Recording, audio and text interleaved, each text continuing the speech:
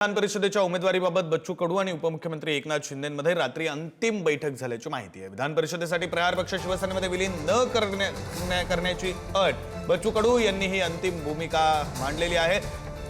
विलीन करण्याची अट नको अशी बच्चू कडूंची अट आहे, बच्चू कडूंची भूमिका आहे। प्रहार विलीन न करता विधान परिषद द्या, बच्चू कडूंनी ही मागणी केली। बच्चू कडू आज दुपारी 12 वाजता मुंबईमध्ये पत्रकार परिषद घेऊन आपली भूमिका स्पष्ट करतील, तर बच्चू कडू काय निर्णय घेणार याकडे लक्ष असेल।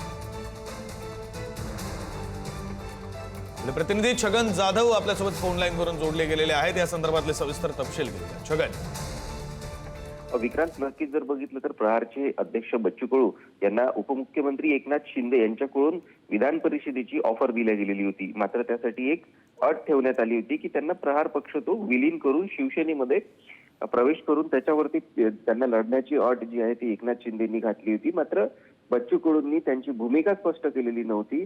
अखेर काल कार्यकर्त्यांसोबत त्यांनी SMS करून आणि काही चर्चा साधून कार्यकर्त्यांशी बातचीत केली। त्यामध्ये कार्यकर्त्यांनी देखील सकारात्मक प्रतिसाद दिल्याची माहिती आहे।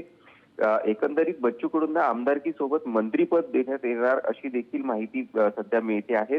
आमदार झाल्यानंतर 6 महिन्यानंतर बच्चू कडूंना मंत्रीपद देण्यात येणार अशी देखील माहिती आता सूत्रांकडून मिळते। त्यामुळे कार्यकर्त्यांनी त्यांची भूमिका स्पष्ट केलेली आहे की ज्या अर्थी बच्चू कडूंनी शिवसेनेमध्ये गेल्यानंतर त्यांना विदर्भाची सूत्र हातात देण्यात यावी, त्यानंतर दुसरी गोष्ट प्रहार पक्ष तेव्हा विलीन करावा ज्यावेळी मंत्रीपद देण्यात येईल, त्यावेळी प्रहार पक्ष विलीन करण्यात यावे, अशा दोन सूचक जे वक्तव्य आहे ते कार्यकर्त्यांनी दिलेले आहे। त्यामुळे आज बच्चू कडू काल उशिरापर्यंत एकनाथ शिंदेसोबत त्यांनी चर्चा केलेली होती आणि आज दुपारी 12 वाजताच्या दरम्यान बच्चू कडू आपली भूमिका पत्रकारांसमोर देखील मांडणार आहे। दुपारी 12 वाजता मुंबईमध्ये त्यांची पत्रकार परिषद पार पडेल आणि त्यानंतर बच्चू कडू काय निर्णय घेतात हे सगळ्यांच्या समोर येणार आहेत आणि याकडेच आता सगळ्यांचं लक्ष लागलेलं आहे। विक्रांत, धन्यवाद छगन दिलेल्या या सगळ्या सविस्तर माहितीसाठी। बच्चू कडू नेमकी काय भूमिका घेतात, पत्रकार परिषदेमधून आपली काय भूमिका मांडतात, काय मुद्दे मांडतात, हे सगळं पाहणं महत्त्वाचं असतं।